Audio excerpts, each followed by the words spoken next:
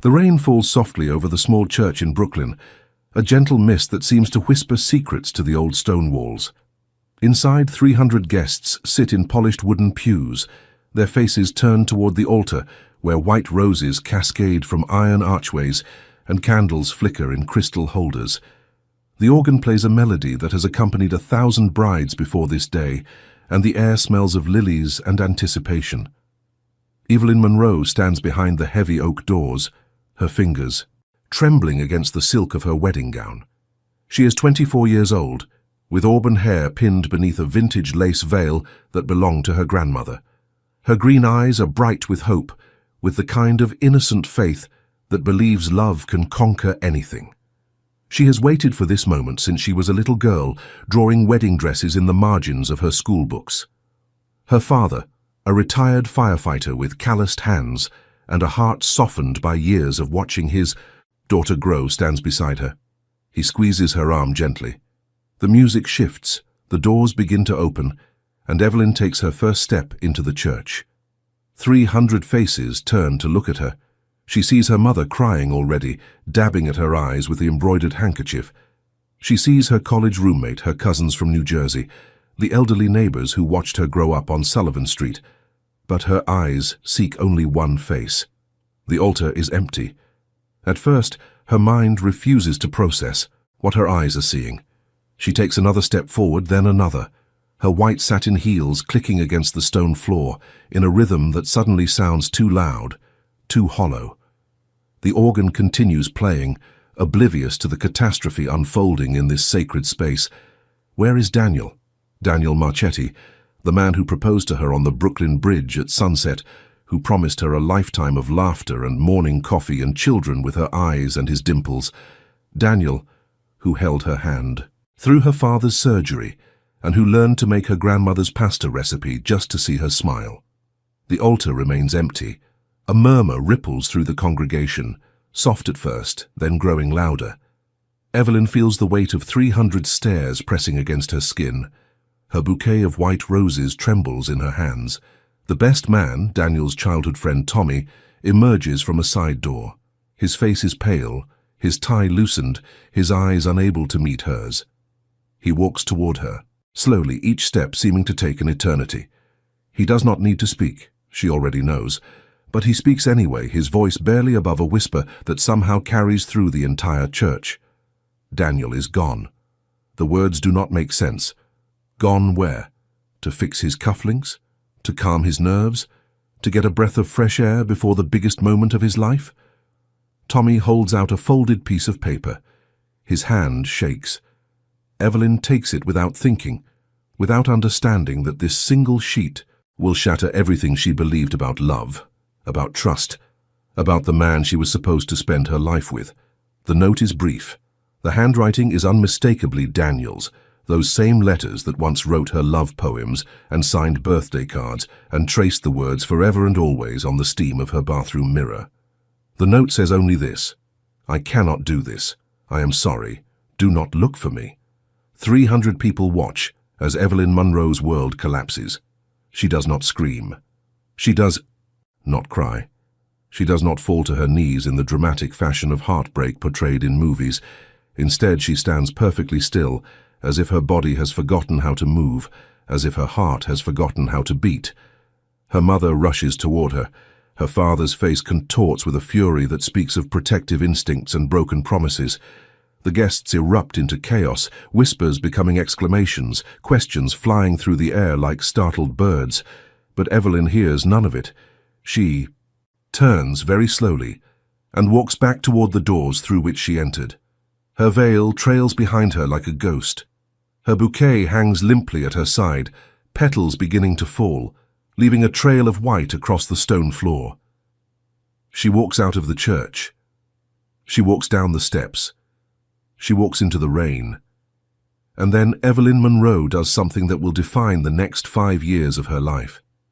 She keeps walking, past the waiting limousine with its white ribbons, past the catering vans, past the photographer who calls her name with concern in his voice. She walks until the church is a distant silhouette behind her, until her wedding gown is soaked through and clinging to her skin, until the rain has washed away her carefully applied makeup and left her face bare and raw and somehow more honest than it has been in months. She walks until she reaches the subway station at the corner of Atlantic Avenue. Still in her wedding dress, she descends the stairs. The fluorescent lights flicker. Overhead, a homeless man looks up from his cardboard bed and stares at her with something like understanding in his weathered eyes. A woman with grocery bags pauses mid-step, her mouth forming a question that never becomes sound. Evelyn swipes her Metro card. She pushes through the turnstile. She boards the first train that arrives, not caring where it goes, not caring about anything except putting distance between herself and the ruins of her carefully planned future. She rides the subway for hours. Manhattan, Queens, the Bronx, Brooklyn again. She watches the stations blur past like the chapters of a story she no longer recognizes. Her reflection in the dark window shows a stranger, a woman in a ruined wedding dress with mascara tracks down her cheeks and emptiness where hope used to live. Somewhere around midnight she gets off at Penn Station. She walks to the Amtrak counter. She buys a ticket for the first train leaving the city. It happens to be going to Chicago. Evelyn Monroe boards that train with nothing but her wedding dress, her identification, and the credit card she keeps tucked in her bra for emergencies. She leaves behind her phone, her apartment, her job at the publishing house, her carefully curated life. She leaves behind everything except the question that will haunt her for years to come. Why? The train pulls out of Penn Station at 2:47 in the morning. Evelyn watches New York City disappear into the darkness, the lights of the skyline growing, smaller and smaller until they vanish entirely. She does not know that somewhere in that same city, Daniel Marchetti is watching the same darkness from the window of a warehouse in Red Hook. She does not know that the man she loved has just made a choice that will transform him from a gentle accountant into something far more dangerous. She does not know that the path he is now walking will eventually lead him back to her, but as a completely different person. She knows only that her heart is broken, that her future has crumbled, and that she must somehow find a way to rebuild herself from the ashes of this devastation. The train carries her westward through the night. Behind her, the church still stands in the Brooklyn rain, now empty of guests, empty of flowers, empty of everything except the echo of a love story that ended before it truly began. 5 years will pass. 5 years of silence, 5 years of wondering, 5 years of a woman learning to stand on her own, and a man descending into a world of shadows. And then, when Evelyn Monroe has finally convinced herself that the past is behind her, when she has built a new life in a new city with a new name and a new purpose, the man who destroyed her will return. But he will not return as Daniel Marchetti, the accountant who made her laugh and held her hand and promised her forever. He will return as something else entirely. He will return as the Mafia Boss. Check if you are already subscribed to this channel. If you are not, now is the moment to join this journey. Every story here is crafted to touch your heart, to make you feel, to remind you that even the most broken paths can lead to unexpected destinations. Subscribe now and become part of a community that believes in the power of stories to transform and heal. 5 years have passed since that rainy night in Brooklyn. The woman who now calls herself Elena Parker bears little resemblance to the heartbroken bride who boarded a train to Chicago with nothing but her wedding dress and her shattered dreams. Her auburn hair is shorter now, cut to her shoulders in a practical style that suits her busy life. Her green eyes still hold depth, but the naive hope that once shimmered there has been replaced by something stronger, something forged in the fires of survival. She lives in a modest apartment in Lincoln Park, a third-floor walk-up with exposed brick walls and windows that overlook a quiet, tree-lined street. The space is small, but filled with light, decorated with second-hand furniture and bookshelves that overflow with novels. On her kitchen counter sits a collection of herbs growing in mismatched pots, and on her walls hang photographs of Chicago landmarks, Lake Michigan sunsets, and the friends who have become her chosen family. Eleanor works as the assistant manager at a community center on the near West Side. She spends her days organizing after-school programs for underprivileged children, coordinating job training workshops for adults seeking second chances, and running support groups for people trying to rebuild their lives after hardship. The work does not pay much, but it fills her with purpose. Every child who learns to read under her guidance, every adult who finds employment through her programs, every person who walks through those doors feeling lost and leaves feeling found, these are the moments that remind her why she chose to keep living when everything fell apart. Her colleagues adore her. The children call her Miss Elena and bring her drawings of rainbows and puppies.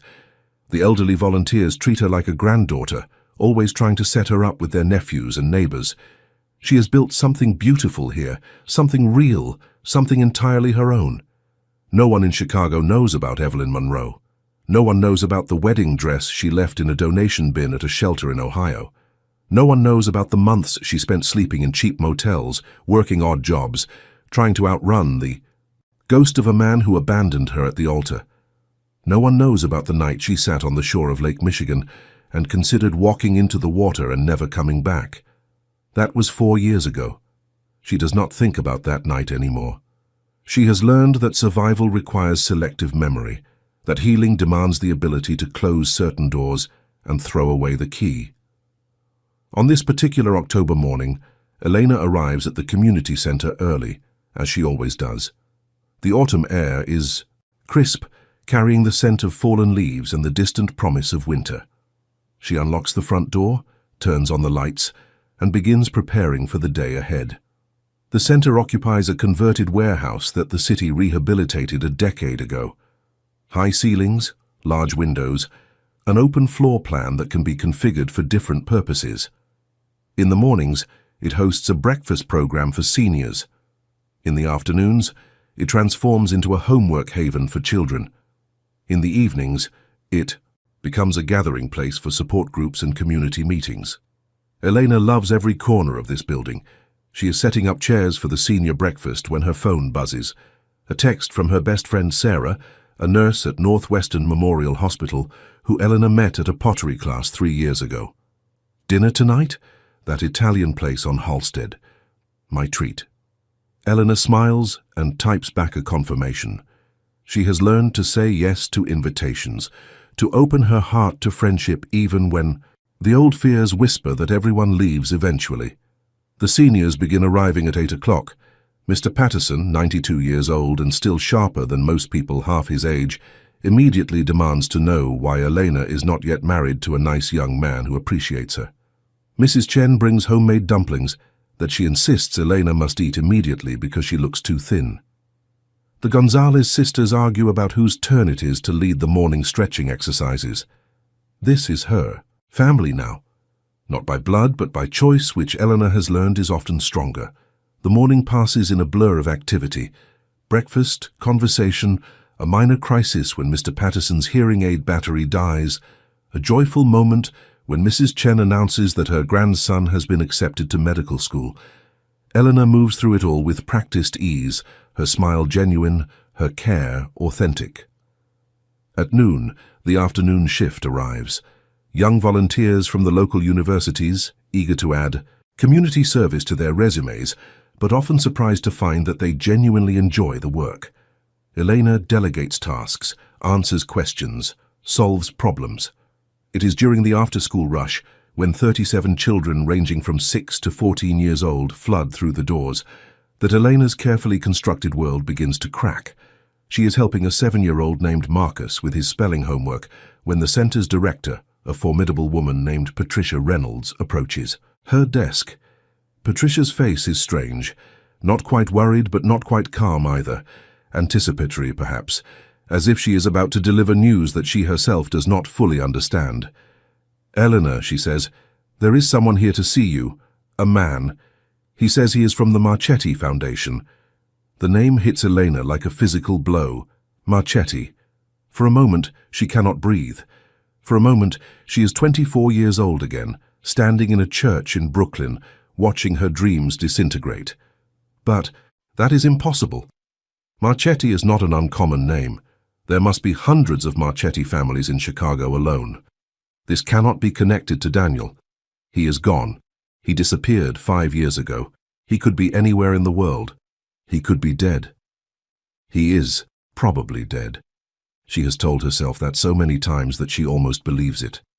"I do not know anyone from any Marchetti Foundation," Elena says, and her voice sounds strange to her own ears, higher than usual, tight with something she refuses to name as fear.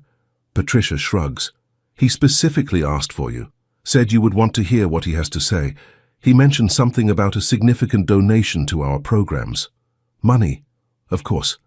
Everything in this world eventually comes down to money. The community center operates on a shoestring budget, constantly scrambling for grants and donations and fundraising events that never quite raise enough. A significant donation could mean new computers for the children, expanded programs, maybe even that rooftop garden they have been dreaming about for years." Elena tells herself that this is why she agrees to meet with the man. For the center, for the children, for the seniors who depend on their breakfast program. She tells herself it has nothing to do with the name that still haunts her dreams. She walks to the front entrance, where a man in an expensive suit waits near the door.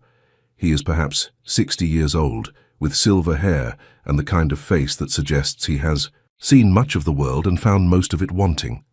He holds a leather briefcase and wears a gold watch that probably costs more than Elena earns in a year.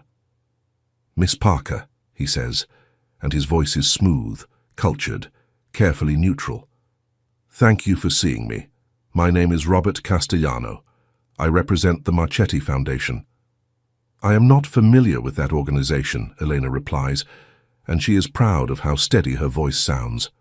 "We are relatively new," the man says, "based in New York recently, expanding our philanthropic activities to Chicago. We have heard impressive things about the work being done here at the community center. Mr. Marchetti himself has taken a personal interest." Elena's heart stops. "Mr. Marchetti?" Robert Castellano's expression does not change, but something flickers in his eyes. Something that might be assessment, might be curiosity, might be the satisfaction of a trap successfully sprung. "Yes," he says. "Daniel Marchetti. I believe you may have known him once." Before his current success, the world tilts. Elena grips the edge of the reception desk to steady herself. Her knuckles turn white. Her breath comes in short, shallow gasps that she desperately tries to control. Daniel is alive. Daniel is not just alive. Daniel has a foundation. Daniel has money. Daniel has sent this man to find her, which means Daniel knows where she is, which means her 5 years of hiding, of running, of becoming someone new, have all been for nothing. What does he want? She asks, and her voice is barely a whisper. "He wants to meet with you," Robert Castellano replies. "Tomorrow evening. A car will pick you up at 7 o'clock, and if I refuse..." The man smiles, but there is no warmth in it. "Mr. Marchetti was quite insistent. He said to tell you that he has never forgotten that night in Brooklyn. He said to tell you that he has spent 5 years preparing for this moment. He said to tell you that he owes you an explanation." Elena wants to scream. She wants to cry. She wants to run again, as far and as fast as her legs can carry her. But she is not 24 years old anymore. She is not the naive girl who believed in fairy tales and forever and the goodness of men who make promises they cannot keep. She is Elena Parker now, and Elena Parker does not run. "Fine," she says, and her voice is ice. "Tell Mr. Marchetti that I will meet with him. But he should not expect gratitude or forgiveness. He should expect only truth." Robert Castellano nods, apparently, unsurprised by her response. "Until tomorrow, then, Miss Parker.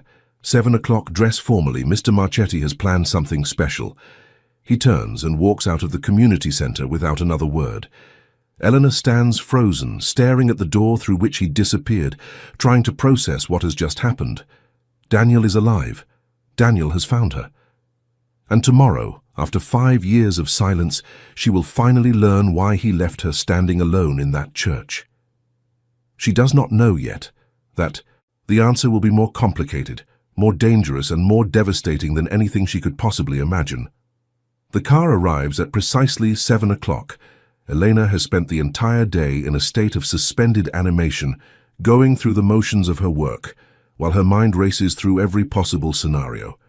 She cancelled dinner with Sarah, claiming a sudden migraine. She barely ate. She barely slept. Now she stands in front of her bathroom mirror, wearing a simple black dress that she bought years ago for a colleague's funeral and has worn exactly twice since. Her auburn hair is pinned up, exposing the slender column of her neck. She wears no jewelry, except for a pair of small pearl earrings that belong to her mother. She looks, she thinks, like a woman attending her own execution. The black sedan waiting outside her building is not a limousine, but it might as well be. The windows are tinted so dark she cannot see inside. The driver, a young man with sharp eyes and an earpiece, holds the door open without speaking. Elena gets in. The interior smells of leather and something else, something subtle and familiar. Cedar, perhaps, or sandalwood. A scent that triggers memories she has spent 5 years trying to bury. The drive takes 45 minutes, through the city and then beyond it, into the wealthy suburbs that line the North Shore. Eleanor watches the scenery change from urban density to manicured lawns and gated estates. The houses grow larger, more imposing, more clearly designed to announce that their occupants exist in a different world than ordinary people. Finally, the car turns onto a private road that winds through a forest of old oak trees. At the end of the road stands a mansion. It is not the largest house Eleanor has ever seen, but it is the most beautiful.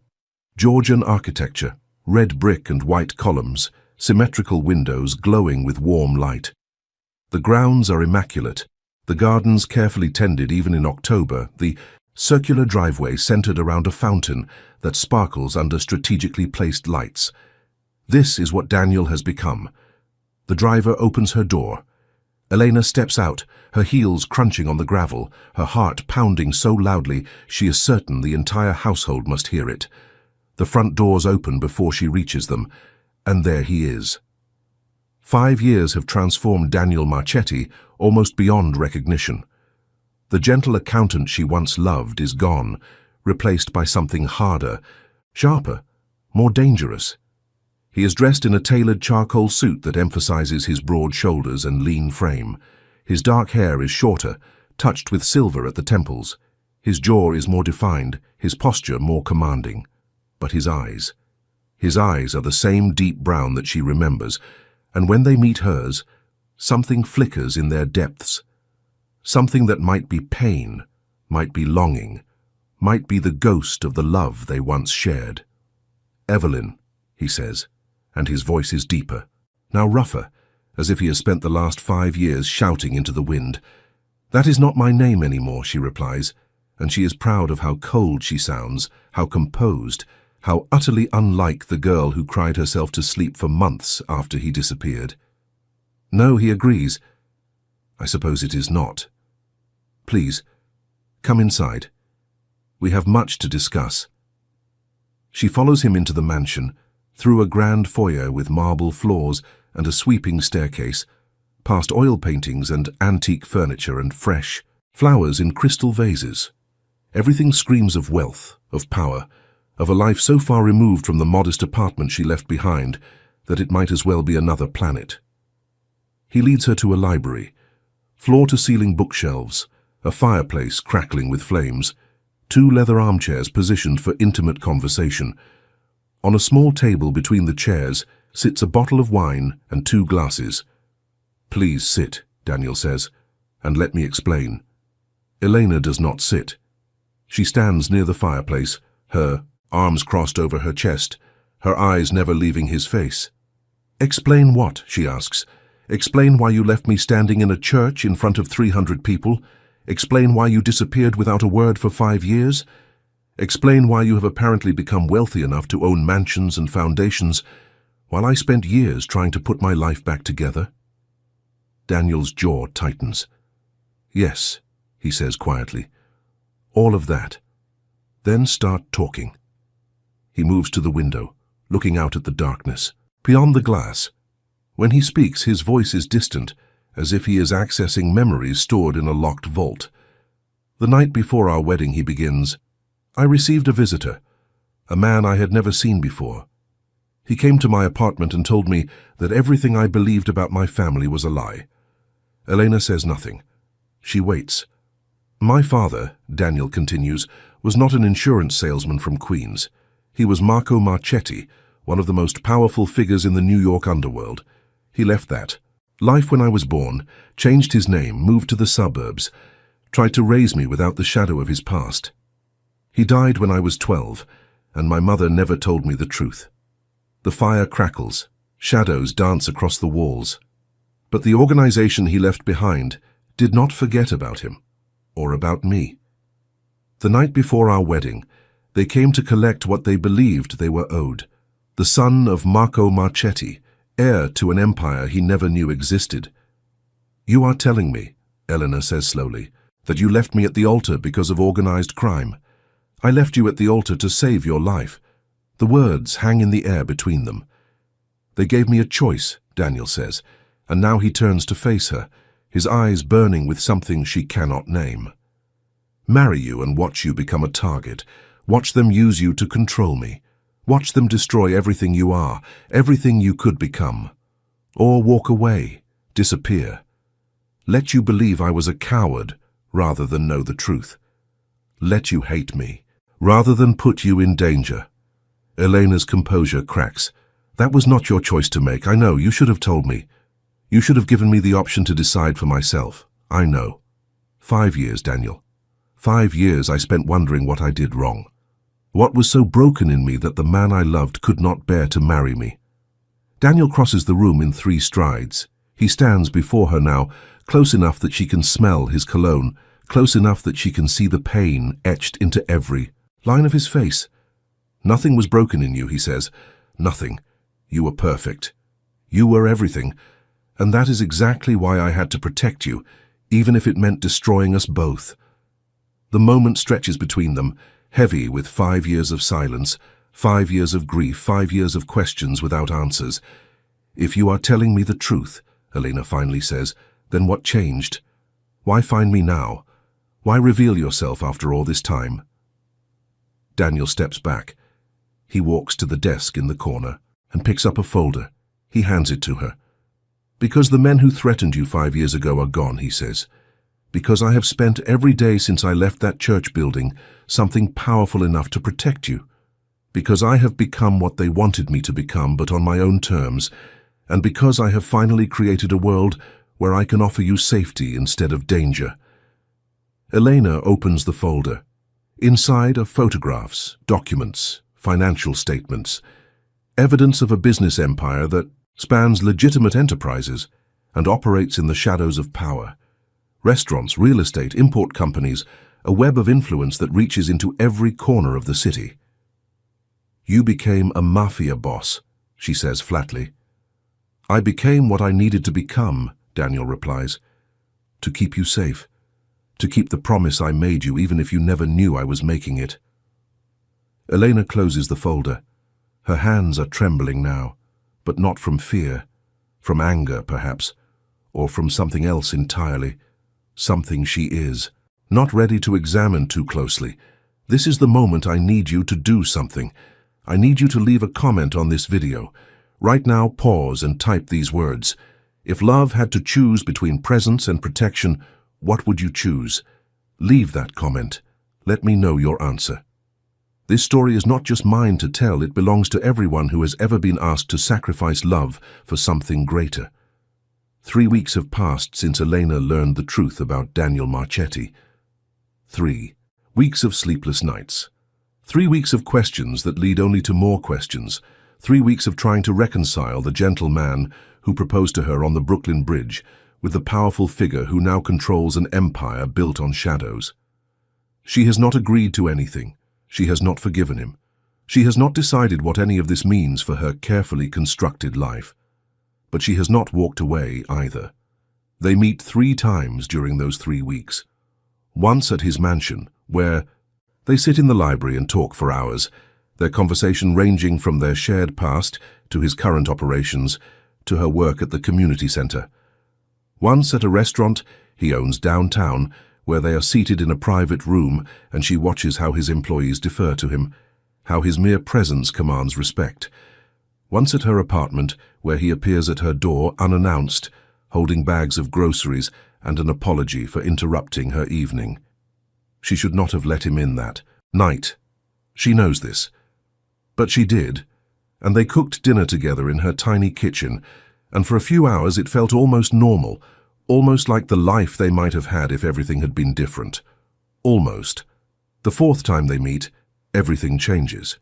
It is a Tuesday evening in early November. Elena is walking home from the community center, bundled against the cold, her mind occupied with budget spreadsheets and grant applications. She does not notice the black car idling at the corner. She does not notice the men watching her from across the street. She notices nothing until a hand closes around her arm. "Miss Parker," a voice says, and it is not friendly. Mr. Marchetti would like a word. This is not one of Daniel's men. This she knows immediately, instinctively, with a certainty that settles in her bones. Daniel's people are always polite, always professional, always careful to make her feel comfortable. This man makes her feel afraid. "I do not know any Mr. Marchetti," she says, trying to pull her arm free. The grip tightens. "Do not lie, Miss Parker. Or should I say Miss Monroe? We know exactly who you are. We know exactly who you belong to. I do not belong to anyone." The man smiles. It is not a pleasant expression. That is what you think. But you have become very important to some very important people. And those people have questions they would like answered. He begins pulling her toward the waiting car. Elena fights. She screams. She kicks. She bites the hand that clamps over her mouth. But these men are professionals, and she is a social worker who has never been in a physical confrontation in her life. Within seconds, they have her in the back of the car, her hands bound with plastic ties, a cloth pressed over her face that smells of something chemical and sweet. The world goes dark. When Elena wakes, she is in a warehouse. The ceiling is high, industrial, crisscrossed with metal beams and hanging lights. The floor is concrete, stained, and cold. She is sitting in a metal chair, her wrists still bound, her head pounding from whatever they used to render her unconscious. 3 men stand before her. 2 she does not recognize, large and menacing, their faces blank with professional detachment. The third is older, perhaps 50, with a receding hairline and eyes that remind her of a snake. "Miss Monroe," the older man says, "how delightful to finally meet you.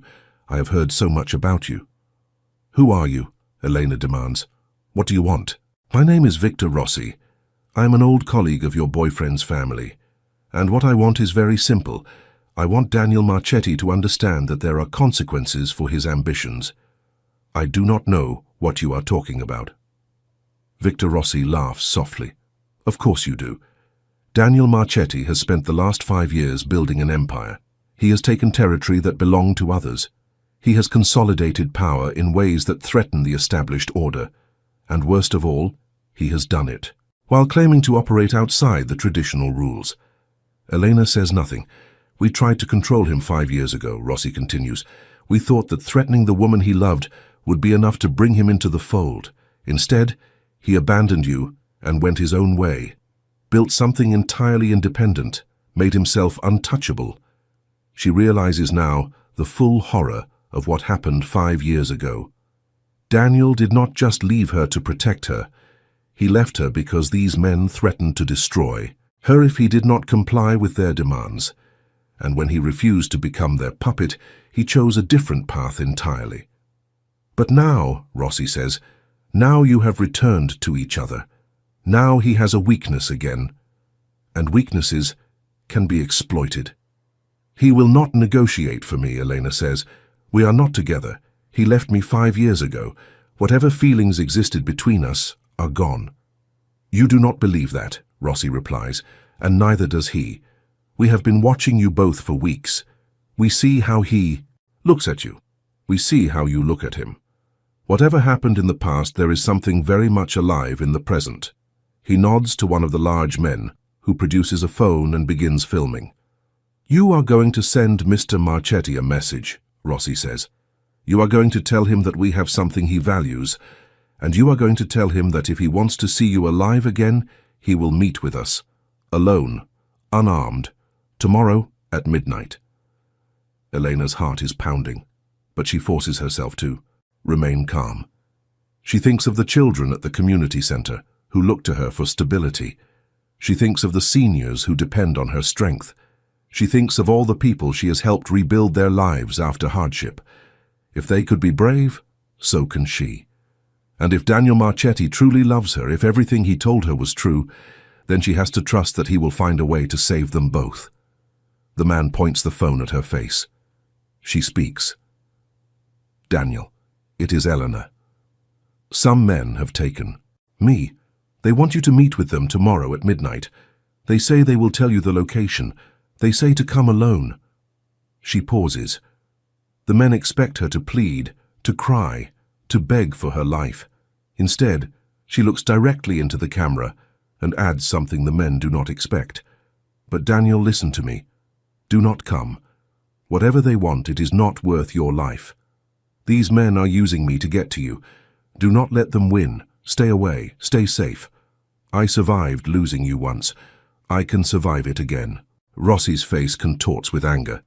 He signals to his men and one of them strikes her across the face. The world spins. Pain explodes across her cheek. But Elena does not regret her words. She has given Daniel a choice, just as he once chose for her. He can walk away. He can protect himself. He can let her go. Or he can come for her. She knows, deep in her bones, which choice he will make. And she finds that despite everything, despite 5 years of anger and grief and carefully constructed walls, around her heart she wouldn't want him to choose differently. Daniel Marchetti receives the video at 9:43 in the evening. He is in his study, reviewing reports from his various operations, when Robert Castellano enters without knocking. The older man's face is grave, his movements urgent. "Sir," he says, "you need to see this." Daniel watches the video once, then again, then a third time, his eyes fixed on Elena's face, on the way she speaks those final words with such fierce determination. Do not come. Stay away. Stay safe. She is trying to protect him. Even now, even bound and captive and facing men who would not hesitate to end her life, she is thinking of him. He has never loved her more. "Who sent this?" Daniel asks, and his voice is ice. "The message came through back channels," Castellano replies. "Victor Rossi's people." Rossi. The name lands like a stone in still water. Victor Rossi is old guard, a remnant of the organizations that tried to claim Daniel 5 years. Hego. He has been a thorn in Daniel's side ever since, always probing, always testing, always looking for a weakness to exploit. Now he has found one. "They want you to meet them alone," Castellano says. "Tomorrow at midnight, they will send the location." Daniel stands. He moves to the window, looking out at the darkness beyond. 5 years ago, he made a choice. He chose to protect Elena by walking away from her. He chose to build an empire powerful enough to keep her safe without her ever knowing the danger she faced. He thought he had succeeded. He was wrong. Now the danger has found her anyway. Now the choice is different. Now he must decide whether to risk everything, including his own life, to bring her home. It is not a difficult decision. "Prepare the team," Daniel says. "I want eyes on every property Rossi owns. I want to know where they are keeping her before midnight tomorrow." "Sir," Castellano says carefully, "if you go to that meeting alone, they will not let you leave alive. They do not want to negotiate. They want to eliminate you. I know." "Then why? Because I cannot leave her there," Daniel says, turning to face his most trusted advisor. "Because 5 years ago I made the wrong choice. I thought leaving her was protecting her. I was wrong. She has spent 5 years paying for my mistake. I will not let her pay any longer." Castellano is silent for a moment. Then he nods. "I will make the preparations," he says. "But sir, may I speak freely?" "Always. Miss Monroe is strong. I have watched her. She has built a life for herself, a purpose, a community that depends on her. She did not break when you left her. She will not break now. Whatever happens tomorrow, remember that she is not the same woman you abandoned 5 years ago. She is something more." Daniel considers this. He remembers Elena as she was at 24, bright and hopeful, and so full of love that it seemed to radiate from her skin. He remembers the way she looked at him, as if he were the answer to every question she had ever asked. Then he thinks of the woman he saw 3 weeks ago, the woman who stood in his library, and faced him with ice in her voice and steel in her spine. The woman who demanded truth and refused to accept anything less.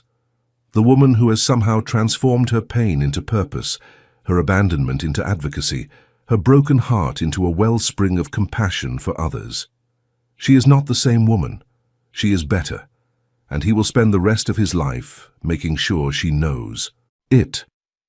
The next 20 hours are a blur of activity. Daniel's people work around the clock, analyzing data, tracking movements, leveraging every connection in their considerable network. By early afternoon, they have narrowed Elena's location to one of 3 warehouses on the south side. By early evening, they have confirmed it. She is being held in an industrial building near the old stockyards.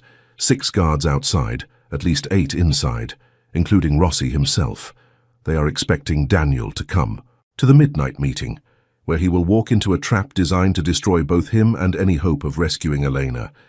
Daniel has no intention of walking into that trap. Instead, at 11:15, while Rossi's men are finalizing preparations for the meeting, Daniel's team moves. The operation is surgical, precise, efficient. Within 12 minutes, the guards outside are neutralized. Within 18 minutes, the team is inside the building. Within 23 minutes, they have secured every room except the central warehouse space where Elena is being held. Daniel enters alone. Victor Rossi stands in the center of the space, surrounded by his remaining men. Elena sits in the same metal chair, her face bruised, her hands still bound, but her eyes clear and focused. When she sees Daniel, something shifts in her expression. Not relief, not fear, but something deeper. Recognition, understanding, the knowledge that he came for her, just as she knew he would. Marchetti, Rossi says, and there is something like surprise in his voice. You were not supposed to be here yet. I changed the schedule, Daniel replies. He walks forward slowly, his hands visible at his sides. I hope you do not mind. You should not have come, Rossi says. You should have accepted the inevitable. Now you will both die here. No, Daniel says quietly. I do not think we will. He gives a signal. In the rafters above, positioned in the shadows throughout the building, Daniel's people reveal themselves. The sound of dozens of weapons being trained on Rossi's men fills the warehouse. Rossi's face goes pale. Here is what is going to happen, Daniel says, and his voice carries the weight of absolute authority. You are going to release Elena. You are going to leave Chicago. You are going to make sure that everyone in your organization knows that she is under my protection. And if anyone ever threatens her again, if anyone so much as looks at her wrong, I will burn your entire world to the ground. You cannot do this, Rossi sputters. There are rules, there are protocols. I am rewriting the rules, Daniel replies. That is what I have been doing for 5 years, building something strong enough to protect the people I love, strong enough to change the way things work in this world. You should have realized that before you touched her. He walks past Rossi, past the armed men, past everything that stands between him and Elena. He kneels before her chair and gently, carefully, cuts the plastic ties binding her wrists.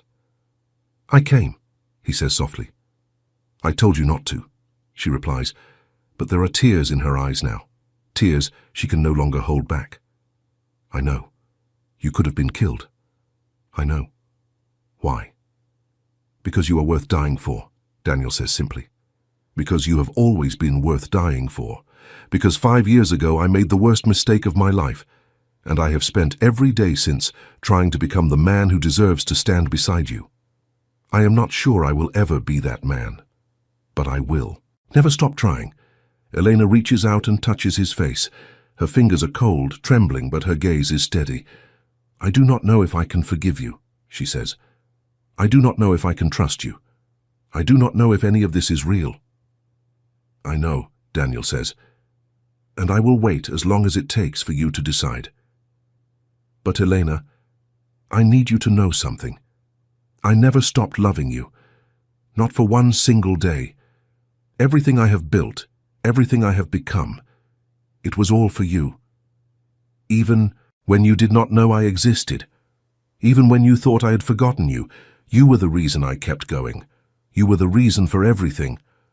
Behind them, Rossi is being escorted out by Daniel's men. The warehouse is being cleared. The danger is passing. But in this moment, none of that matters.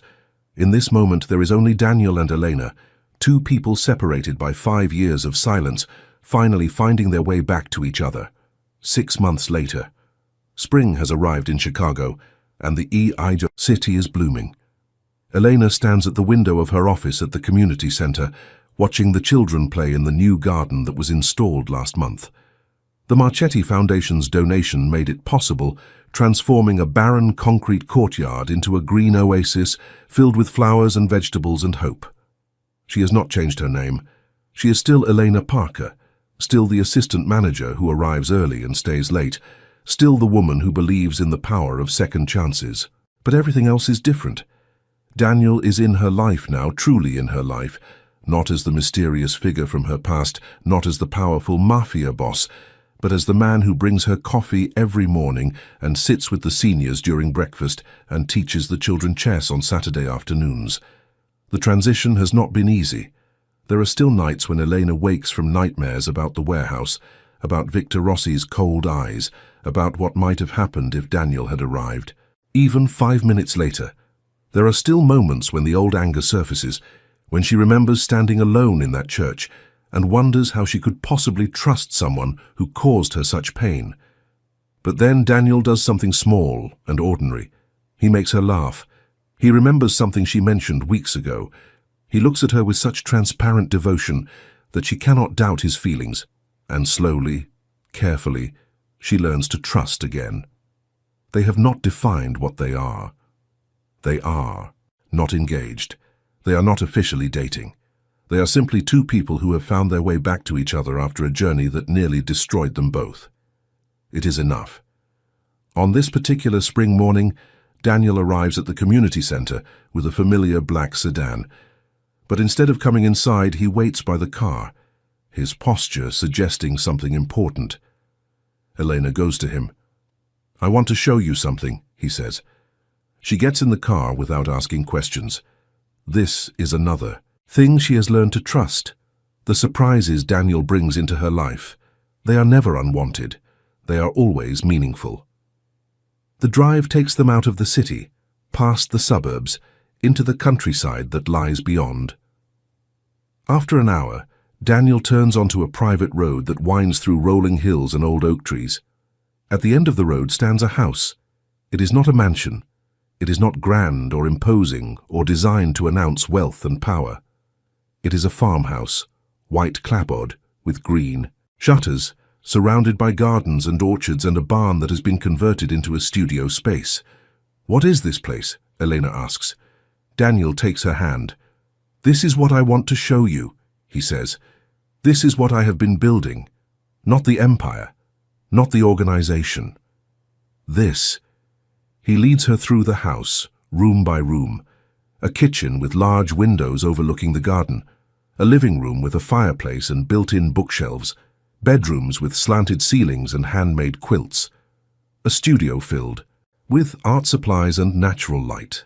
"I'm transitioning the organization," Daniel explains as they walk, "moving everything into legitimate businesses, real estate development, restaurant groups, import companies, nothing that operates in shadows, nothing that requires protection or violence or fear."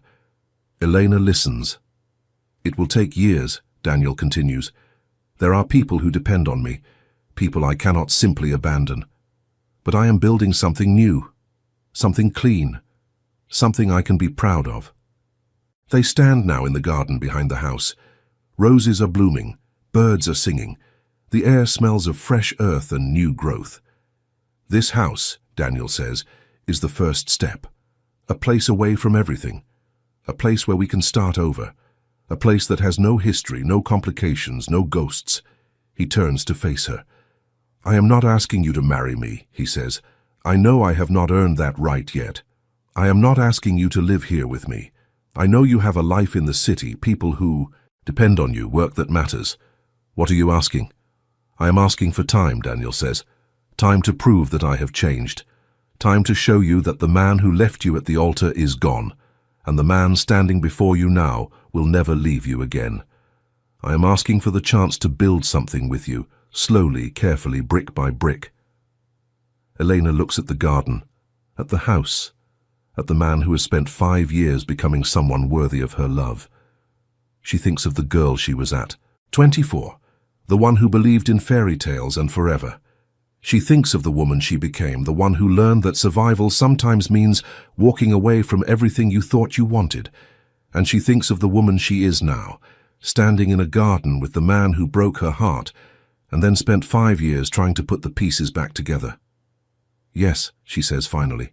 "Yes, yes, I will give you time. Yes, I will give us a chance. Yes, I will try to build something new with you. But, Daniel, you need to understand something. Anything. I am not the same woman you left 5 years ago. I am stronger now, more independent. I will never again be someone who waits for a man to save her. I have learned to save myself." Daniel smiles, and it is the same smile she remembers from the Brooklyn Bridge, the one that made her believe in love for the first time. "I know," he says. "That is exactly what I love about you." He takes her hand. They walk through the garden together, past the roses, and the fruit trees and the promises of spring. Behind them, the farmhouse waits, patient and welcoming, ready to become whatever they choose to make it.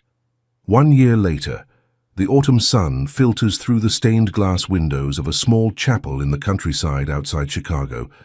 The light creates patterns of gold and crimson on the wooden floors, dancing across the faces of the 40 guests who have gathered for this intimate ceremony. Elena stands at the altar, wearing a simple ivory dress that flows to her ankles. Her auburn hair is loose around her shoulders, crowned with a wreath of wildflowers. She holds a bouquet of roses and lavender from the garden she and Daniel have tended together for the past 12 months. She is not the same woman who stood in a Brooklyn church 7 years ago. She is not filled with naive hope or innocent faith. She is filled instead with something deeper, something earned through pain and growth and the slow, patient work of learning to trust again. Daniel stands across from her, his dark suit elegant but understated, his eyes never leaving her face. Behind him, the windows show rolling hills and ancient oak trees, the landscape they have come to call home. There is no officiant in the traditional sense. Instead, Patricia Reynolds, the director of the community center, stands between them. She obtained her officiant certification last month, specifically for this occasion. "We are gathered here," Patricia begins, "to witness the union of two people who have walked through fire to find each other. Two people who know that love is not always easy, that trust must be earned, that forever is not a destination, but a daily choice." The guests are a mix of Eleanor's friends from the community center, Daniel's legitimate business associates, and a handful of people from both of their pasts. Sarah is there, dabbing at her eyes. Mr. Patterson and Mrs. Chen sit together, holding hands. Robert Castellano stands near the back, his expression unreadable but his presence meaningful. "Daniel," Patricia says, "do you take Elena to be your wife? Do you promise to love her, to honor her, to choose her every single day, no matter what challenges you may face?" "I do," Daniel says, and his voice carries the weight of 7 years of longing, of sacrifice, of becoming the man he is today. "I promise to never walk away. I promise to always communicate. I promise to build a life with you that is worthy of everything you have been through to get here." "Elena," Patricia continues, "do you take Daniel to be your husband? Do you promise to love him, to forgive him, to trust him with the future you will create together?" Elena looks at the man before her. She sees the boy she fell in love with on the Brooklyn Bridge. She sees the man who broke her heart in a church in Brooklyn. She sees the leader who built an empire and then chose to transform it into something clean. She sees the partner who has spent the last year proving, day by day, that he will never leave her again. "I do," she says. "I promise to be brave. I promise to be honest. I promise to build something beautiful with you and to never forget the strength I found when I had to stand alone." Patricia smiles. "Then by the power vested in me by the state of Illinois, and more importantly by the community that loves you both, I pronounce you husband and wife." Daniel takes Elena in his arms and kisses her. The guests applaud. Sunlight pours through the windows, bathing them in gold. Later at the reception in the converted barn, Elena stands at the window and watches the sun set over the hills. Daniel comes to stand beside her, his hand finding hers. "Are you happy?" he asks. She considers the question seriously, as she considers all things now. "Yes," she says finally. "Not because everything is perfect, not because the past has been erased, but because I chose this. I chose you. And for the first time in my life, I know that I am exactly where I am supposed to be." Daniel pulls her close. "Thank you," he says into her hair. "For what?